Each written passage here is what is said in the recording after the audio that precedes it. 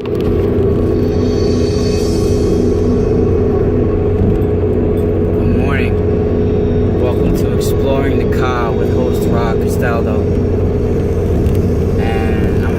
little bit of a stressful day. Got a lot to take care of, but it's all good. I'm taking it in strides.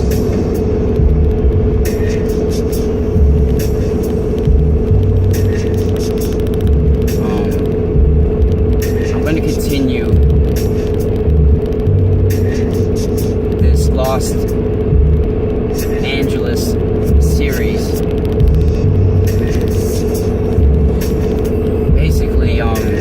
If you guys are new to who I am, this is my YouTube channel called Exploring the Ka, and my name is Rob Castaldo, and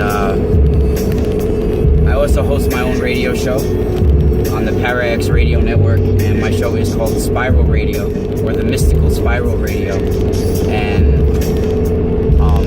I have a website of the same name, themysticalspiral.com, and I also have a lot on that website, services for you guys, oracle readings, dream healing and interpretation, which is a new thing on my site. Damn, I got a dry mouth. I've been running around talking all morning.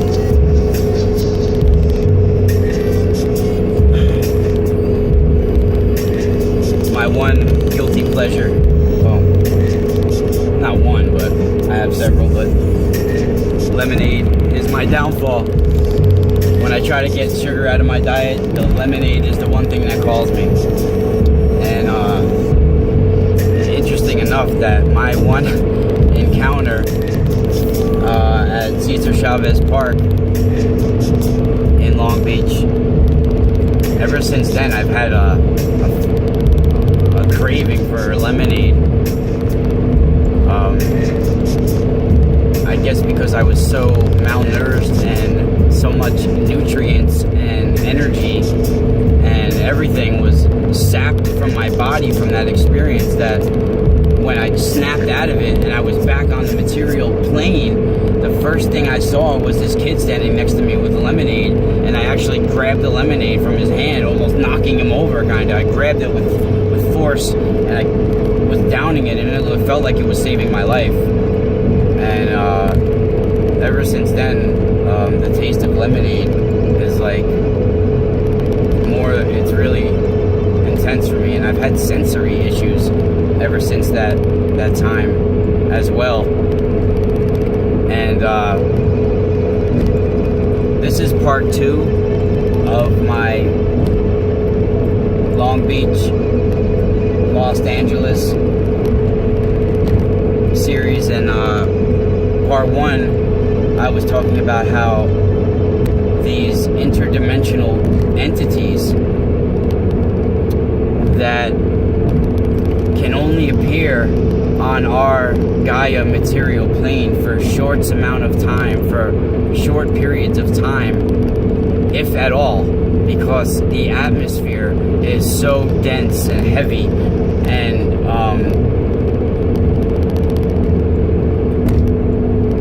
almost like a weight is put on the soul and the physical body at the same time, because their abilities and their lung capacity, all that stuff is like non-existent on this plane the way we are. They're not adapted.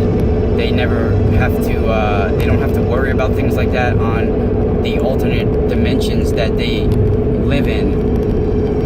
And that's where most people get this thing confused, is that they assume these beings are extraterrestrial because their origins are from another star system or another place. And this is partly true. From my understanding, from the information that I pull in, and me putting the pieces of puzzles together like charades in this silent movie, this knowing that I can find in the center of eyes and in the center of mind and in their layout of the movie, this holographic blueprint and silent movie that they show. And you see, yes, they are extraterrestrial in a way because they come from somewhere besides Earth, their origins. But people assume that when you say extraterrestrial, that it's a physical plane existence, and it's someone that you can see with the naked eye, that someone that is experiencing the five senses, and someone that is on this soul, this physical plane of existence in 3D.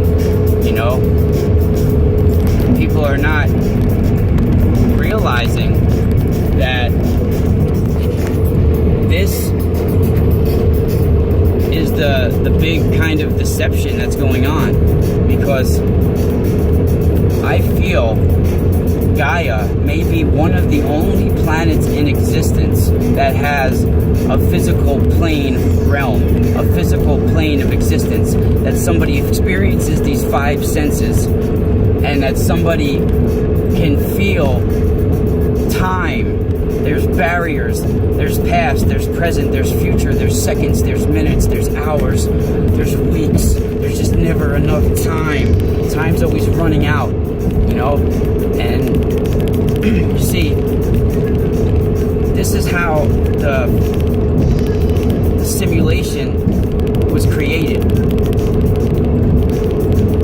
For someone to leave the soul plane, the other planes of existence, and travel to a plane of existence where you feel pain and joy and the five senses and everything that comes along with it.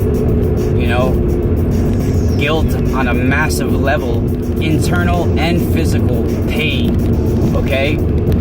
At the same time, you feel internal and physical ecstasy as well.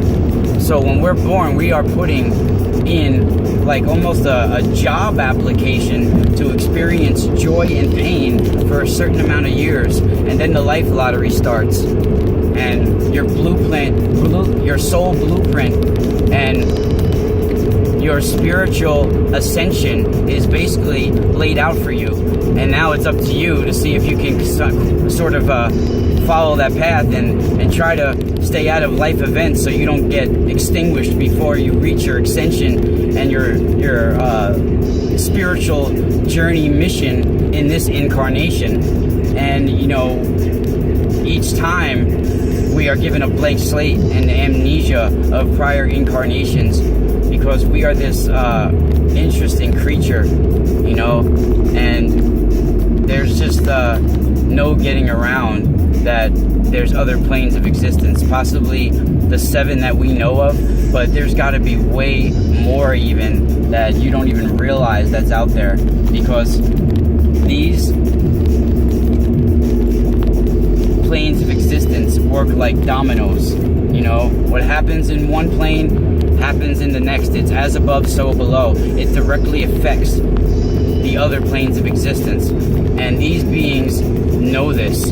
And that's why when someone says extraterrestrial, I really feel they mean interdimensional, and it's like whatever, it's related kind of, but I feel that the other planets and star systems out there, they have populations, but on other planes of existence, you know, that is not in our visible light spectrum.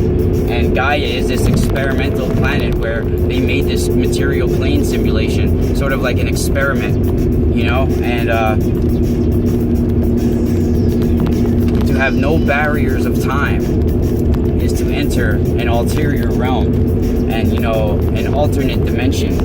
And we have sort of like, if we stood there, it would be lined up horizontally with us, all these different timelines and planes of existence and different versions of us, you know, all these alternate timelines all running simultaneously, past, present, and future, of different outcomes on different planes of different, you know, dimensions of who we are. You know, I believe that, you know, there's all different types of timelines running simultaneously right now. There's timelines where this morning I didn't wake up. You know, there's timelines of this morning I woke up and hit the lottery or something, you know, things like that. And I believe that the Nazis knew of this and they figured this out. That's why they surrendered in the war because they came to the realization that a physical win doesn't really show too much on the soul level. You know, it does affect it, but to capture somebody on the soul level, the astral level, the dream time, which is the alpha, who we are on the soul, okay, who we are when we're not on this physical plane prison,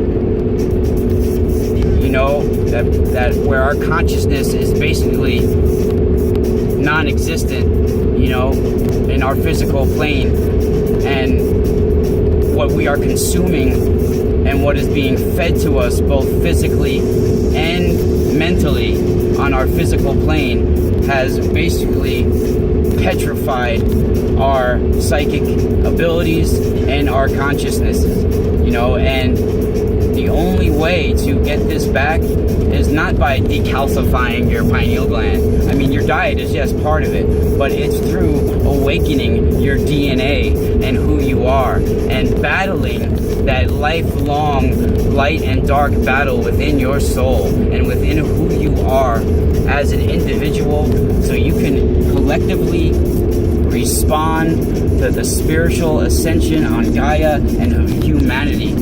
And you know, when we start to spiritually awaken, it's contagious. Those around us will either leave our lives or spiritually awaken with us, you know. And it's very hard to stay in a relationship with someone who has not worked on their spirituality and who they are as a soul on their soul plane, in their dream time, or who they are in your astral state, which is your alpha. The Aboriginals figured this out possibly millions of years ago, you know. And you see, the Nazis, I feel, and I'm going to talk about this on my show tonight with my guest, a buddy of mine from New York, Tim Beckley, and that I feel the Nazis surrendered because they knew that their scientists were going to be, that the United States wanted what the Nazis had technology-wise, and wanted what they were dealing with. And I feel that these Nazis, they knew Project Paperclip or something to that effect was going to be established, and that their scientists and the ones that were truly Hitler's prize, Hitler's love, passion, truly what he thought was going to be how he was able to take over the souls of humanity, was through conquering them and astrally or interdimensionally or hijacking their souls, if you want to say that way.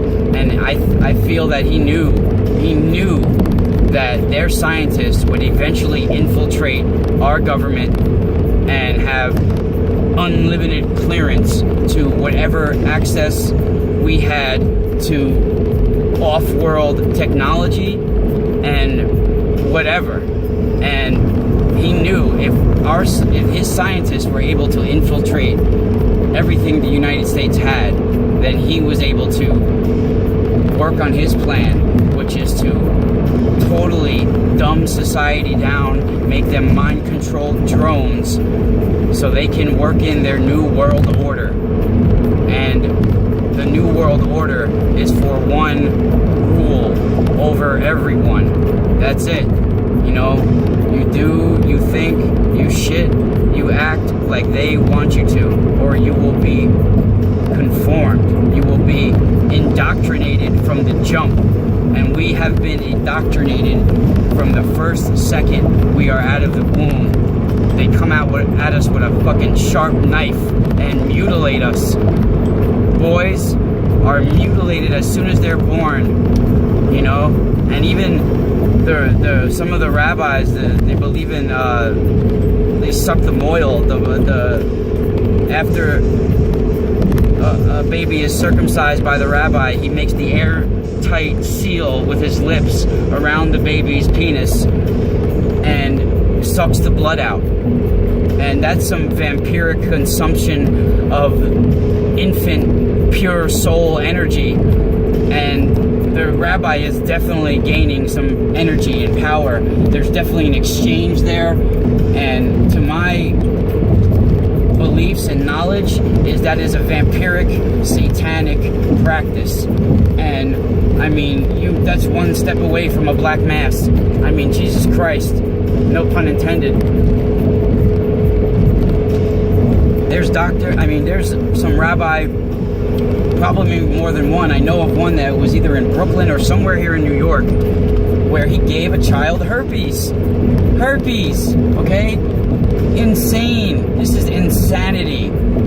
Insanity. You know how frail an immune system is of a baby, and you're attacking it with a sexually transmitted disease seconds after it was born? Oh my God. This is what people don't understand. The apocalypse has been taking place since, who knows, the 1920s, maybe even before that. It could have been since we founded America. That could have been 1776.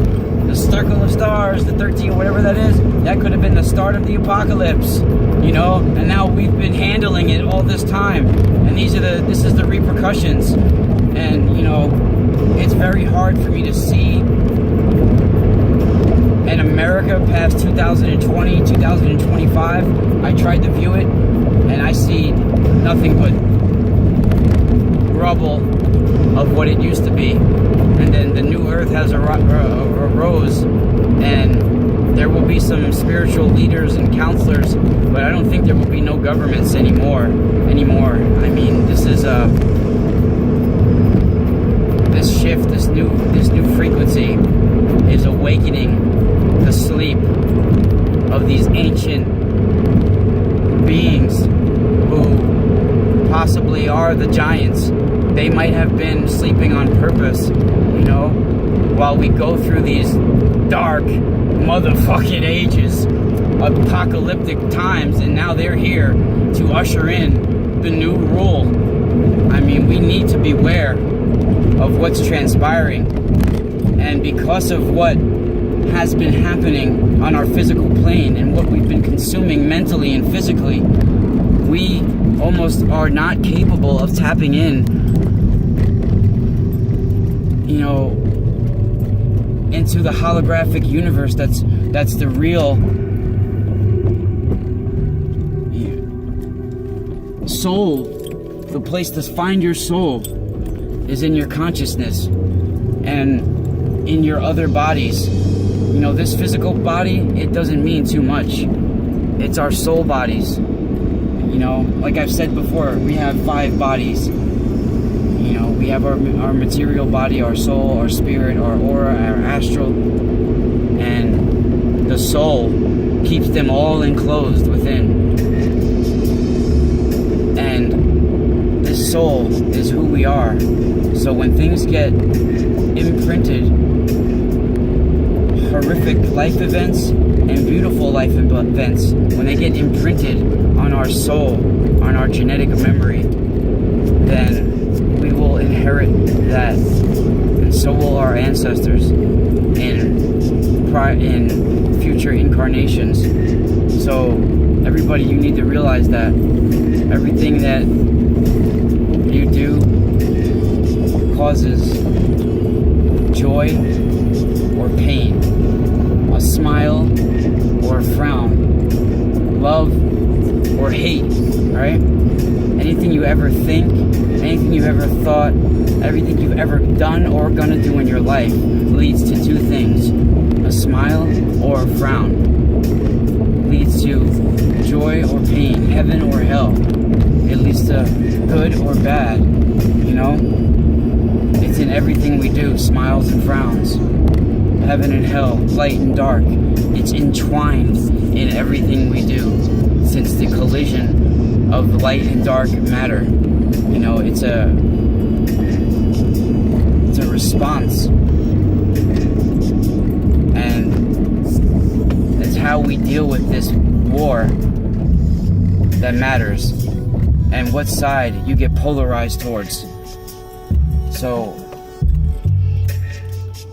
when you look deep inside and look at this, the license plate in front of me, 1776, DLY 1776. Isn't that intense? How I was just talking about when America was founded and all that. I don't know if you could see that license plate, but holy shit, if that's not a sign, I don't know what is. And so this was supposed to be about Long Beach and Los Angeles series, and it totally got real deep. Well, all my stuff is deep. And I want to say too that that experience with the Feline, that one and only time I've seen them in our third dimension, our physical plane, you could tell I experienced what I'm getting a male energy, and it was very strong, like very wise, but very curious, very laid back, very calming.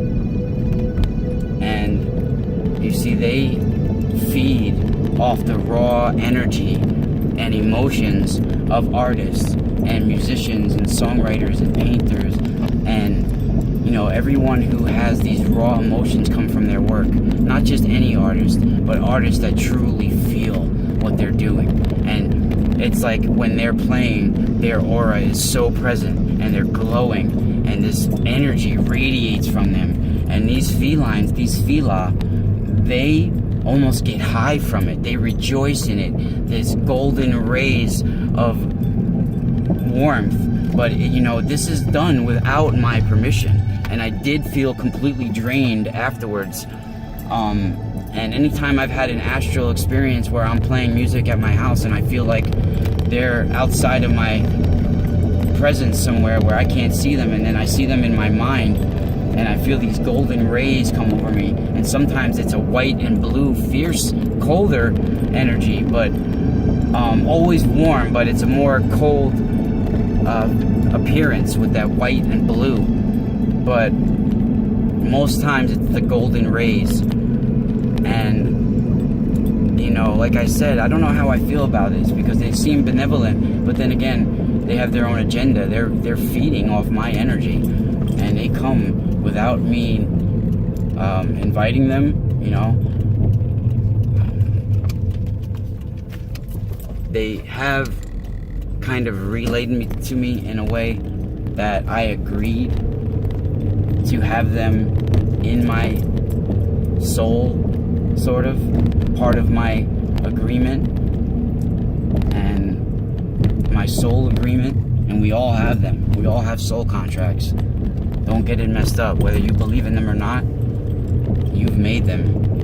Otherwise you wouldn't be here in the physical plane.